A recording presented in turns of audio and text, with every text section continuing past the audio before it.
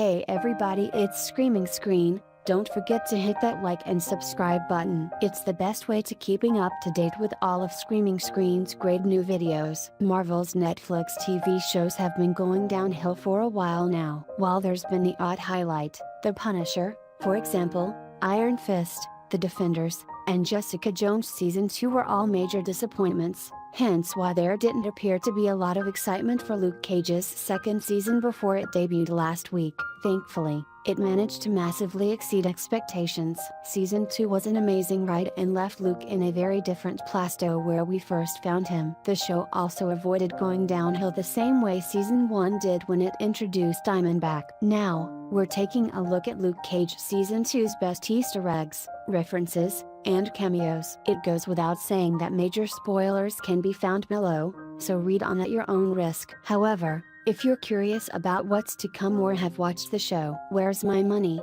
Honey? This is a pretty hardcore reference which comes in the 6th episode when Luke is attempting to rescue Piranha from Bushmaster's men. When the businessman, gangster points out that Luke is a hero for hire, Power Man is quick to respond fault with, "Then where's my money, honey?" This line was pulled straight from Luke Cage, Hero for Hire number 9 when Luke was hired by none other than Dr. Doom. Meet Nightshade. One of the biggest shocks in Season 2 comes when Mariah's daughter Tilda decides to poison her mother. However, she later learns that Harlem's paradise has been left to Luke instead of her, and the last time we see her, she's the spitting image of her comic book counterpart, Nightshade. Now, the signs are all pointing to a power struggle between the villain and Luke when Season 3 airs. Iron Fist loves pork. In one of the season's weirder references to what's come before, we get a throwback to the events of The Defenders when Luke and Danny meet for Chinese food. As you may recall, the team seeks refuge in the Royal Dragon Chinese restaurant in that series, and Iron Fist made his love of pork clear much to the dismay of his fellow heroes. In Luke Cage, he does the same thing. I bet you didn't catch that. Captain America. This is a pretty obscure reference, but one fans of the Marvel Cinematic Universe will no doubt appreciate. When Bushmaster confronts Mariah, she says that he should basically leave sleeping dogs lie, as some things are better off left dead or frozen in the ice. That has to be a nod to Captain America, and it seems highly likely that the villainous Harlem mobster isn't a fan of Steve Rogers. Daughters of the Dragon. Iron Fist's Colleen Wing makes a brief appearance in Luke Cage Season 2 to help put Misty Knight back on the right track, and while that sadly doesn't include forming the Daughters of the Dragon, we do at least get a taste of that when these two team up in a fantastic bar fight which sees them take down a gang of thugs. Is it too soon to start campaigning for a spin-off show for these kick-ass ladies?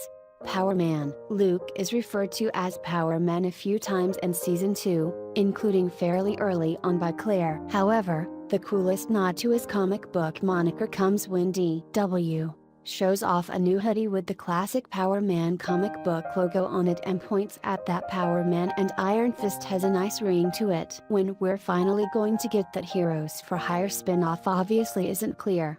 Night Nurse. By now, you obviously don't need us to tell you that Claire Temple is secretly Night Nurse, but the show finds a fun way to tackle this when she and Luke get intimate to Gregory Isaac's classic Night Nurse track. This is a fun nod to her comic book origins, and while Claire's departure is actually welcomed, she's a chore to watch in those opening episodes. We'll no doubt see her again before too long. Hell Up in Harlem. Look closely at one of DW's mini t-shirts in episode 2 and you'll notice that one features a mock-up of Luke's battle with Diamondback from the Season 1 finale along with the slogan, Hell Up in Harlem, the battle for Lenox Avenue. However, did you know that there was actually a 1973 blaxploitation movie titled Hell Up in Harlem, and that this is a pretty awesome nod to that? Bulletproof Love. During the opening few minutes of Luke Cage Season 2, a mural can be seen with an amazing illustration of Harlem's hero alongside a tag reading, Bulletproof Love. This has to be a reference to the song which was written and performed by Method Man for the show's first season, and Luke even mentions later on that the rapper, who made a cameo in Season 1, wrote a tune about him.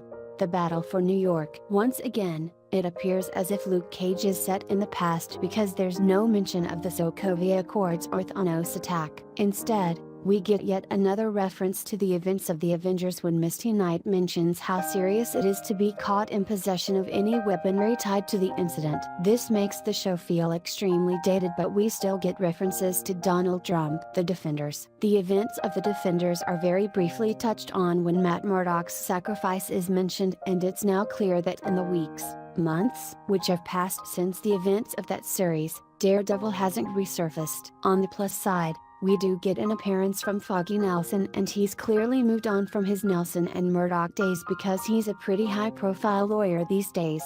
The Hulk. Desperate for money, Luke appears at one of Piranha's parties in order to get the cash he needs to settle a lawsuit. However, he's quickly hassled by some drunks, one of whom smashes a bottle over his head and asks, "Who's tougher, you or the Green Monster?" That's a pretty blatant nod to the Hulk, and it's just a shame we'll probably never actually get to see Power Man cross paths with the Jade Giant. The Godfather. In the closing moments of Season 2, Luke Cage takes over Harlem's paradise and seemingly becomes a gangster in order to keep Harlem safe. Unsurprisingly, there are a lot of nods to the Godfather here, including D.W. referring to him as Luke Corleone and the door closing on Misty just as it did in the classic movie. The question now is Power Man destined to ultimately become a villain in the MCU?